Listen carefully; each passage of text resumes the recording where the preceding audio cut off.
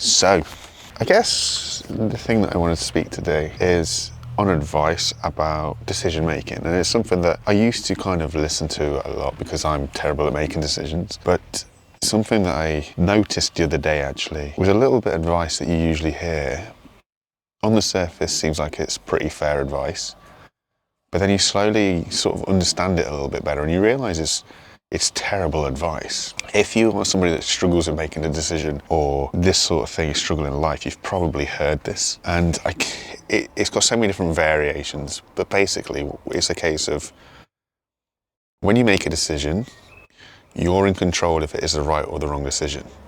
And basically what they say is when you make a decision, you work hard to make sure that the decision is the right one. And on the surface, I agree. I genuinely agree.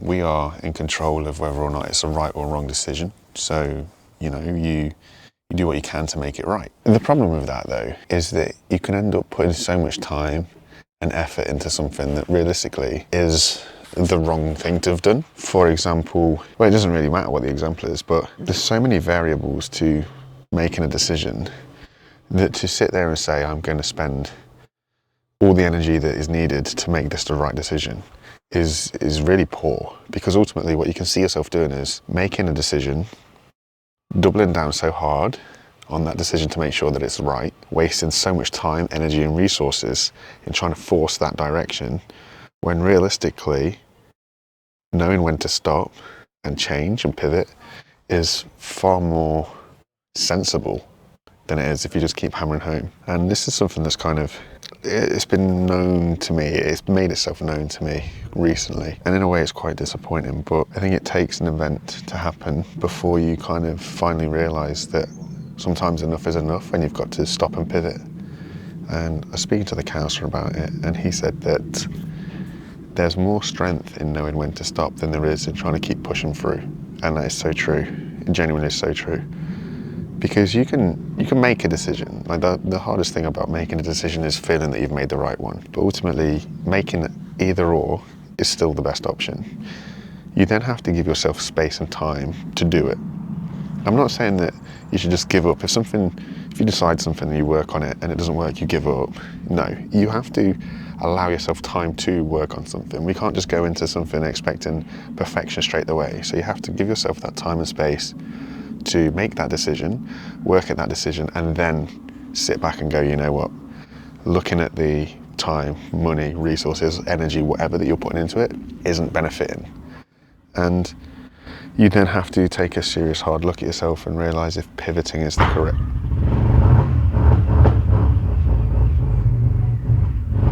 Cool. You have to realise if pivoting is the correct thing to do. And that is tricky, without a doubt. But I do honestly think that it is naive advice that I hear through a lot of high respected people who are all about self-development and stuff like this, that say, you work hard in that direction, you just keep working until it makes it work. I think it's very unjust to say that, and I think that it causes a lot of problems when you do that, because you are basically telling people, look, if it's not working, just keep forcing it and forcing it and forcing it, and in the end you could spend years working at something that is just not working, and you realistically could save face and just stop.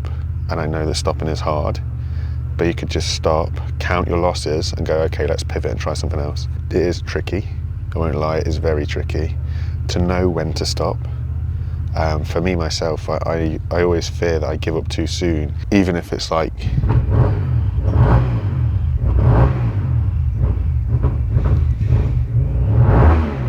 years and years worth of hard work. I do find it sometimes tricky to know when enough is enough and when to stop and start again. But yeah, it was a weird one, when I heard that advice, and I was watching a video on YouTube with it in, and I was just like, hang on a minute, it is very, very bad. One reason it's very bad is because a lot of the decisions we make have so many variables that we are not in control of. For example, relationships is a great one, because you're only in control of so much of that decision process. Obviously there's another person involved, they themselves also have free will and free choice and everything else. So to say, certain things in relationships, you just work at it is very naive advice because it's not taking into account somebody else and their own variables that they have. I don't want to sit there and say that you shouldn't work at things. I think there's something that, especially in the modern world, we give up on things way too easy as a whole. Individuals are different, but as a whole, I think we just would rather do the easy option than the hard option, but the hard option gives us results. But people aren't that way in tune anymore, so they would rather just, okay, it's not working, I'll find something else, do something else, rather than giving it the chance. The actual timescale itself is very individual, obviously. No one can sit there and say, if you, for example, if you make a decision on a new job, you have to give it exactly 6 months, and at the 6-month mark, you'll know exactly then.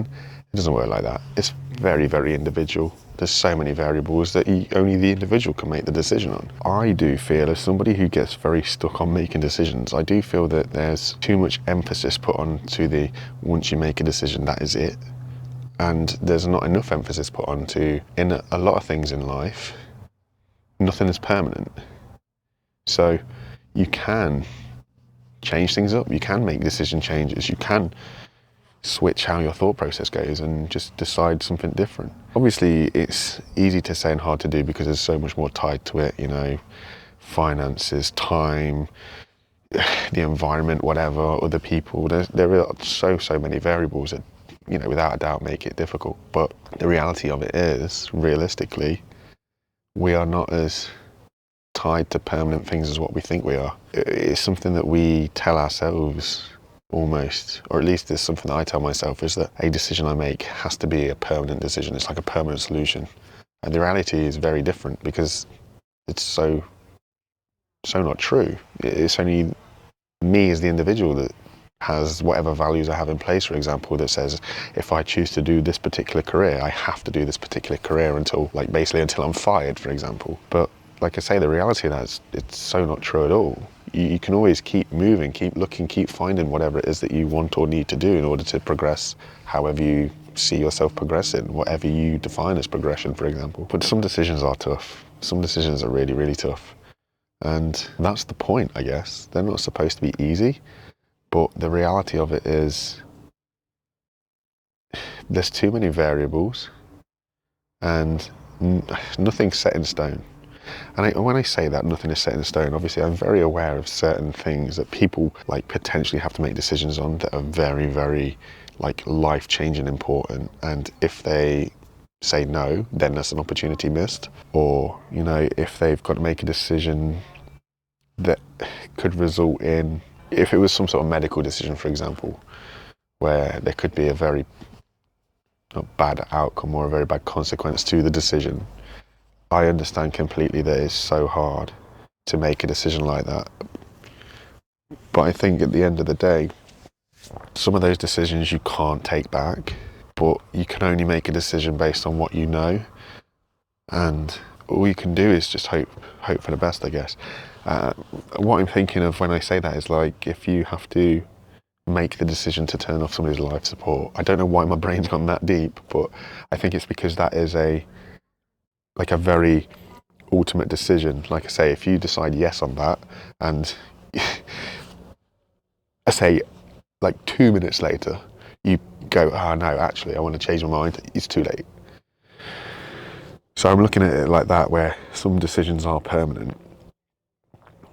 And the problem there is you can never know the alternate outcome.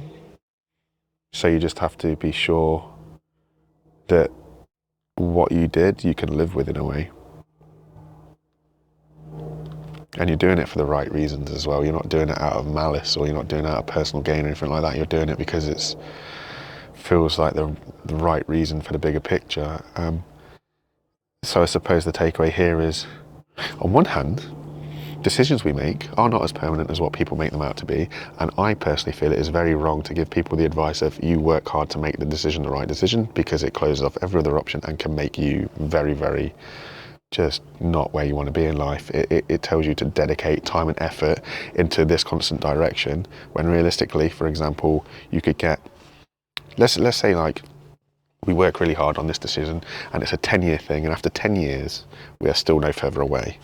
But let's say we do the same thing and we work for 4 years and we go, you know what, this isn't it. After 4 years, we pivot and we're now 6 years somewhere completely different.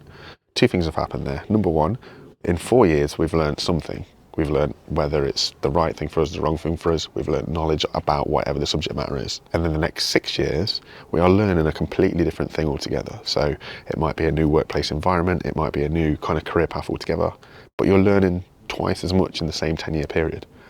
At the end of the 10 years, this one still might not have got anywhere. You spent 10 years forcing it, making it work.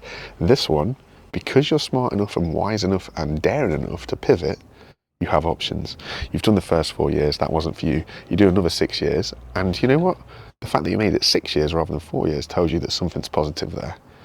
You can also change. You just got to be brave enough to realise that nothing is permanent. Now, on those permanent decisions, those really big ones that really matter, like I say, for certain things, like a job that could be a one-time opportunity, if you decide to do it and you realise it's not it, you can still pivot. I think there's more benefit in saying yes and trying than saying no and wishing you tried. At least you can say, I tried it, it wasn't for me, and I pivoted, rather than going, oh, I wish, I wonder what life would have been like. I wish it was different. On the really permanent things, like the example that I gave about life, you just have to be sure in yourself and know that you tried to make the right decision for somebody else without being able to foresee the future and see like, oh, if I had left them on, life support, for example, in 3 months' time, they'd have been fine. You just can't know that. You really just can't know that. You can only know what the professions sort of feed you with. And if they're trying to help you by giving you as much information as you can, and you decide that that is the decision you decide to do, you have to sit there and go, you know what, I made the decision in all good faith with as much help and information from the professionals that I could do. It's never a nice choice. It's never something that's easy to do, but it was what it was. And then you just say live with it. It's tricky to live with, I'd imagine, but you have to know in good conscience that you tried to do the right thing for somebody else. But yeah, I know it was a little bit of a weird one today. I think decision making from somebody like myself who really struggles with decision making, it can get thrown on you like it is a permanent thing. You have to make an A or B choice, when the reality is you can sort of make an A plus choice where we'll do decision A and then we'll realise potentially it's not for us, and then we'll change.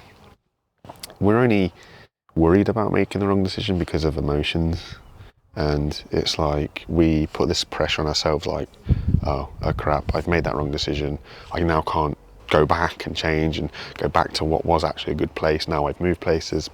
But the reality of it is, where you are now at isn't permanent. It's no more permanent than the place you left, and you left that place. So, I think it's being smart enough to know that things are worth trying, brave enough to know when to stop, and sort of real enough to know that nothing is permanent and you can always change. Yeah, strange one. We'll see how it goes. Cheers, guys. I hope to see you again. Bye.